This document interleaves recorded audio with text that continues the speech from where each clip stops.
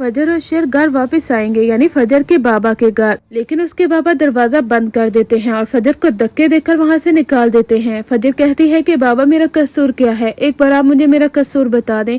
आखिर मैं आपकी बेटी हूँ ना, कि आपका अपना खून नहीं हूँ जिसकी वजह से आपको मुझ पर तरस नहीं आता। लेकिन उसके बाप को जरताज बेगम ने इस हद तक भड़का दिया है कि उसे ऐसा लगता है कि शेर को मरना चाहिए, और अगर फजर ने उसकी जान नहीं ली, इस वजह से फजर को भी इस घर से बाहर निकाल दिया जाए। जब फजर और शेर यानी शेर मुकम्मल तौर पर रिकवर हो जाता है और फजर उसे लेकर घर वापस आती है और सारा माजरा बताने की कोशिश करती है कि बाबा आप मुझे माफ कर दें, मेरा कोई कसूर नहीं है, मैंने एज अ डॉक्टर ये सब कुछ किया है, मैं एक पेशेंट की जान कैसे ले सकती हूँ।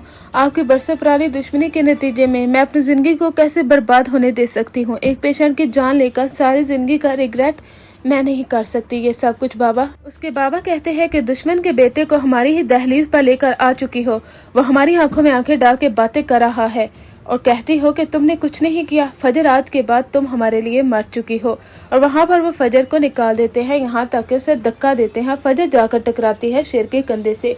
शेर कहता है कि क्या हो गया है आप सब लोगों को, कि आपको अपनी बेटी की सच्चाई नजर नहीं आती कि आपकी बेटी किस कदर खरी लड़की है। ये जानते हुए भी कि आप सब लोग मुझे मार देना चाहते हैं और इसी वजह से ही आपका सर ऊंचा हो सकता है, इसने ऐसा नहीं किया बल्कि इसने इंसानियत का सबूत दिया है। फजर की माँ काफी ज्यादा रोती है। फजर को वहाँ से निकाल दिया जाता है। फजर जब गाड़ी में बैठती है तो शेर उससे कहता है कि हिम्मत मत हारो फजर, जिस तरह तुमने मुझे जिंदगी की एक नई उम्मीद दी है, इसी वजह से ही मैं भी तुम्हें आज कह रहा हूँ अच्छे वक्त का इंतजार करो, अच्छा वक्त तुम्हारा मुंतजिर है फजर, मैं तुम्हारी आंखों में आंसू नहीं देख सकता। फजर कहती है कि जानते हो अपने बाबा से बहुत मोहब्बत करती हूँ, अपने बाबा का मान नहीं तोड़ सकती थी, लेकिन मैं ऐसा कैसे कर सकती हूँ कि एक पेशेंट की जान ले लूँ। शेर कहता है कि मैं समझ सकता हूँ, लेकिन फजर तुम्हें हिम्मत नहीं हारनी, तुम्हारे बाबा आज जो तुम्हें अपने घर से निकाल रहे हैं, कल को तुम्हें गले से लगाएंगे और कल को तुम्हारी कदर करेंगे। इधर शेर फजर को अपने घर भी लेकर जाएगा, जहाँ पर तहमीना बेगम जो कि पहले फजर के खिलाफ थी, अब फजर की दीवानी हो जाएंगी,